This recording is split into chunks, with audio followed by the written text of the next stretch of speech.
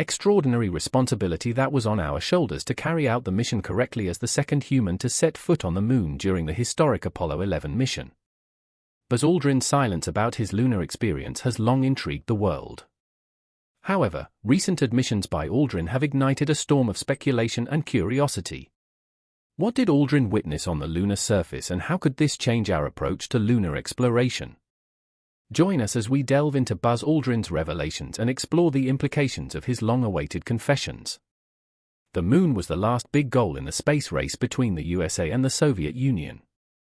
It started when the Soviets launched Sputnik 1, the first artificial satellite into space around Earth, on October 4, 1957.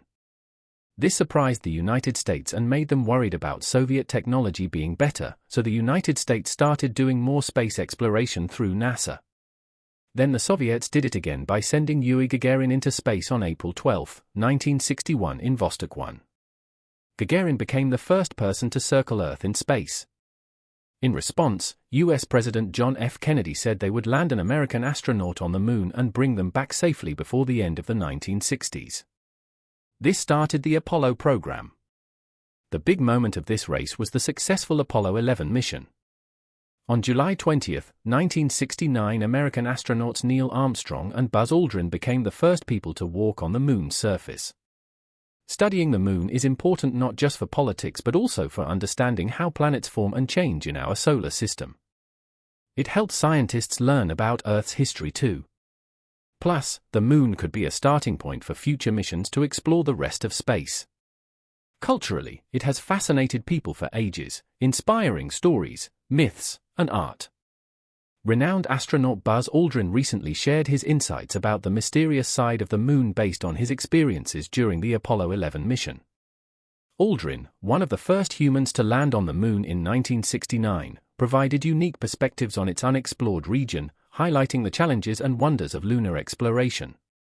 His account offers a first-hand look at the captivating landscapes and geological features of this untamed lunar territory. Born as Edwin Eugene Aldrin Jr. on January 20, 1930, Buzz Aldrin is widely recognized for his roles as an astronaut, engineer, and fighter pilot. His notable achievements include conducting 3 spacewalks during the Gemini 12 mission in 1966 and serving as the Lunar Module Eagle pilot during the historic Apollo 11 mission, where he became the second person to walk on the moon. Aldrin's academic journey began with excellence at the United States Military Academy at West Point, where he graduated third in his class of 1951 with a degree in mechanical engineering. He then served as a jet fighter pilot in the United States Air Force during the Korean War, completing 66 combat missions and earning recognition for downing 2 MiG-15 aircraft. Aldrin's academic pursuits continued as he obtained a Doctor of Science degree in astronautics from MIT, becoming the first astronaut with a doctoral degree. However, it was his role as a NASA astronaut that solidified his place in history, earning him the nickname Buzz. This iconic name has even inspired fictional characters like Buzz Lightyear from the Toy Story franchise. After an esteemed career at NASA, Aldrin became commandant at the U.S. Air Force Test Pilot School until he retired in 1972 after 21 years of service.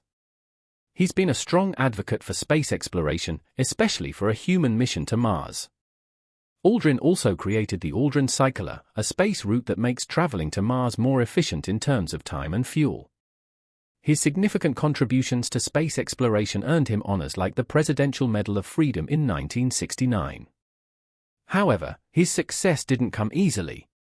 Initially rejected due to lacking test pilot experience, Aldrin reapplied when NASA changed their criteria requiring either test pilot experience or 1,000 hours of jet aircraft flying time. With over 2,500 flying hours, including 2,200 in jets, Aldrin exceeded the qualifications and was selected as one of NASA's Astronaut Group 3 members in October 1963. Aldrin's role in the Gemini program solidified his importance in space exploration. Initially a backup crew member for Gemini 10, he and Jim Lovell were promoted to the prime crew after the tragic deaths of the original crew in an air crash. This unexpected change thrust Aldrin into a leadership role, leading to his significant contributions to space missions. During Gemini 12, launched on November 11, 1966, Aldrin achieved various milestones including successful rendezvous docked maneuvers and multiple EVAs, setting records and contributing significantly to scientific goals. This paved the way for his role as lunar module pilot in the Apollo 11 mission, marking a milestone in American space exploration. On July 16, 1969, about 1 million people watched the big launch of Apollo 11 from different spots near Cape Canaveral, Florida.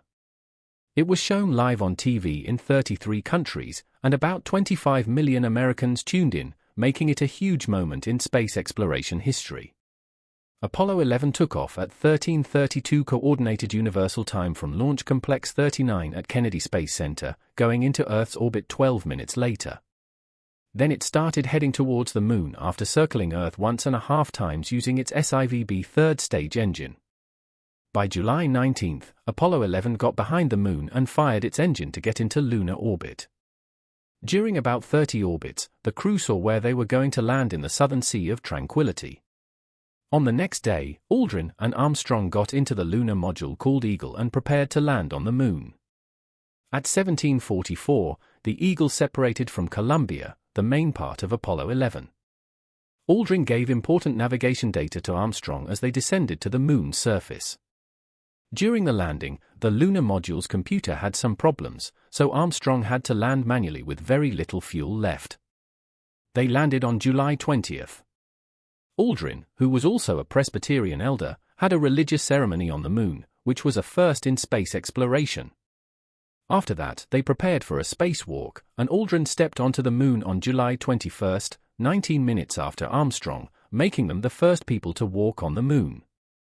They set up the lunar flag assembly, did experiments, and talked to President Nixon before leaving. They also did checks and set up scientific tools like a seismometer and a laser reflector. As Armstrong explored a nearby crater, Aldrin started taking a sample from the Moon's surface. They carefully lifted lunar material and film boxes to the hatch using a pulley. After transferring everything to the lunar module's life support system, they got rid of unnecessary equipment, closed the hatch, and rested. Then they took off in Eagle's ascent stage to meet up with Collins aboard Columbia in lunar orbit. Once they met, they left the ascent stage in lunar orbit and Columbia began heading back to Earth. They splashed down in the Pacific Ocean east of Wake Island on July 24 after a total mission time of 195 hours, 18 minutes, and 35 seconds.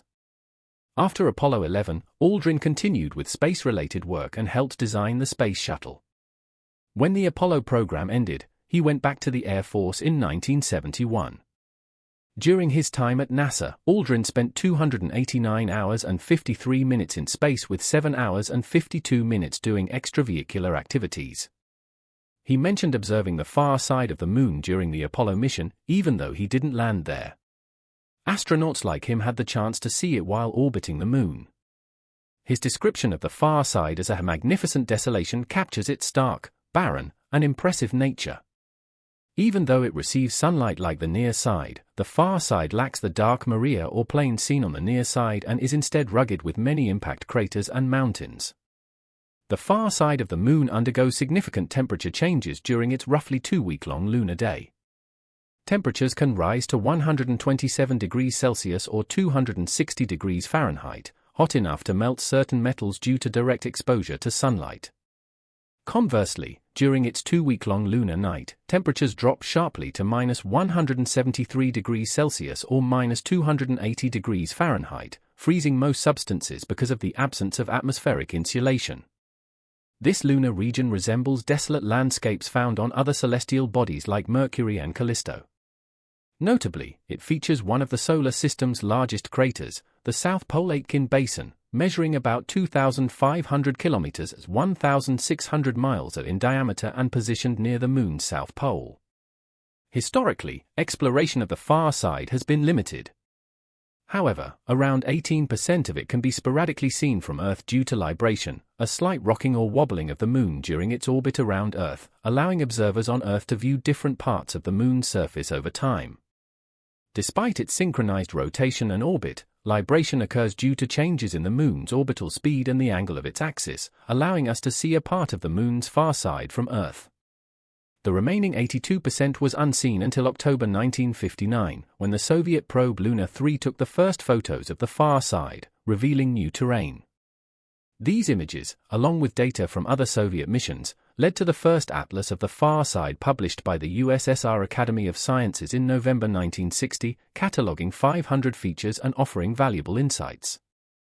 Further Soviet missions like Zond 3 in 1965 revealed more details, including extensive crater chains. The second part of the Atlas of the Far Side of the Moon, based on Zond 3 data, expanded the catalog to 4,000 features. NASA's Ranger 4 probe was the first American mission to reach the far side in April 1962, but it didn't return scientific data. The American Lunar Orbiter program from 1966 to 1967 conducted the first thorough mapping survey of the far side, giving detailed imagery. Human eyes first saw the far side during Apollo 8 in December 1968. Subsequent missions and probes documented more of its surface despite communication interruptions. Proposals to land on the far side face challenges, but recent advancements like China's Quechua Relay satellite in 2018 improved communication. On January 3, 2019, Chang'e 4 achieved the first soft landing on the far side, equipped with advanced scientific tools for groundbreaking research. One significant discovery was the detailed mapping of material ejected from the Moon, achieved by analyzing its internal structure using the lunar penetrating radar aboard the Yutu-2 rover. This exploration helped reveal the geological past of the Moon's far side, giving valuable insights into how the Moon formed and evolved. The mission also expanded our understanding of lunar geology, laying the groundwork for future scientific studies and potential Moon missions. Scientists suggest placing a large radio telescope on the far side to take advantage of its natural shield against radio signals from Earth, which would greatly enhance astronomical observations and research. The term dark side of the Moon refers to the unknown nature of this region before exploration. Despite receiving similar sunlight as the near side, factors like Earthshine and lunar eclipses can affect light balance. Furthermore, the term dark also refers to communication challenges with spacecraft on the far side, as direct radio contact with Earth is blocked. The far side's radio-quiet environment makes it ideal for radio astronomy, making it suitable for placing radio telescopes like those in bowl-shaped craters or the Daedalus crater. To fully utilize radio telescopes on the far side of the Moon, we must tackle challenges such as lunar dust contamination, protection from solar flares, and shielding against other radio sources to ensure their effectiveness in capturing distant signals. However, these challenges are surmountable with time and careful planning. Future missions are being proposed with great ambition, such as deploying a robotic observatory like the Lunar Surface Electromagnetics Experiment Lander to measure electromagnetic waves from the early universe. Furthermore, the far side presents opportunities for resource exploration and potential lunar settlement, particularly in its Maria regions, which are shielded from the solar wind by Earth and believed to contain high concentrations of helium-3, a valuable isotope for fusion reactors. This opens doors for sustainable energy production and encourages the establishment of lunar bases for resource extraction and research. Nevertheless, significant hurdles remain. The extreme temperature fluctuations pose considerable challenges for lunar exploration and settlement. Spacecraft, habitats, and infrastructure must be designed to withstand these variations to ensure safety and functionality. Additionally, energy-efficient heating and cooling systems are crucial to maintaining suitable living conditions for astronauts and settlers. Despite these difficulties, the potential benefits of these endeavors are substantial. Thorium, a type of radioactive material that can be used as fuel for nuclear reactions, has been found on the side of the Moon facing away from Earth. For instance, there's a place called the Compton-Belkovich thorium anomaly on that far side of the Moon where there's a lot of thorium gathered in one spot. Scientists and researchers are especially interested in this because it helps them understand what the Moon is made of and how it formed. Thorium is often found in areas on the Moon where there are big flat basins called lunar mare basins and places where asteroids hit, leaving craters. It's thought that volcanoes or asteroid impacts brought the thorium up to the surface. This discovery is exciting because it could mean using thorium for power in future Moon missions and when people start living there. Thorium is seen as a good option for fuel because there's a lot of it, it makes less radioactive waste, and it's not as likely to be used for making weapons. Using thorium could give a steady and sustainable source of energy for things like making electricity, heating, and moving spacecraft on the moon. Thorium is getting a lot of attention because it could be used as fuel for a type of nuclear reaction called nuclear fusion. This process combines atomic nuclei to release a lot of energy, unlike nuclear fission, which involves splitting atoms. One big advantage of thorium is that there's more of it than uranium, which is what's usually used in nuclear fission reactors. Also, using thorium for nuclear fusion could produce less radioactive waste that stays radioactive for a long time, and it could lower the risk of countries using it to make weapons. Even though we're still figuring out how to make thorium-based nuclear fuel work on a practical level, it's a promising area of research.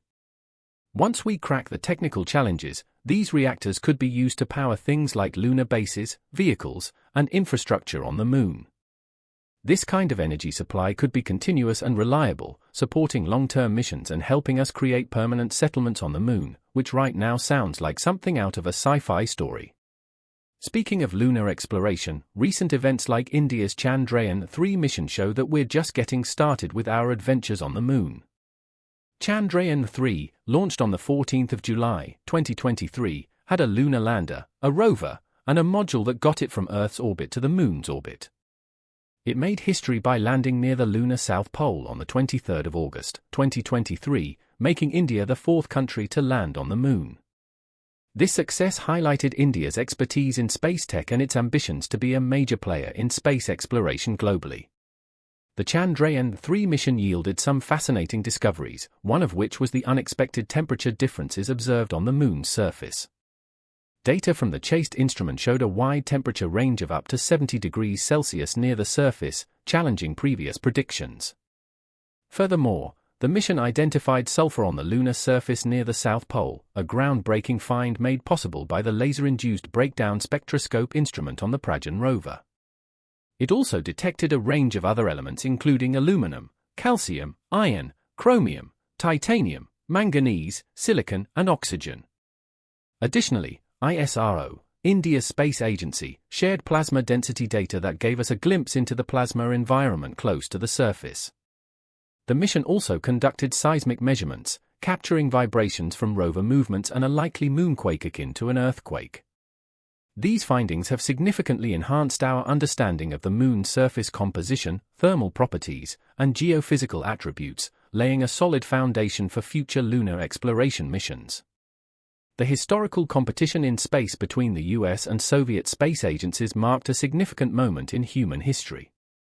Our journey toward becoming a spacefaring civilization might not be as far off as we once thought, with the potential for humans to live in distant parts of the universe starting with the moon. Although the US and Russia were the first to explore the moon, many countries from Europe, Asia, the Middle East, and the South Pacific are now actively involved in lunar exploration.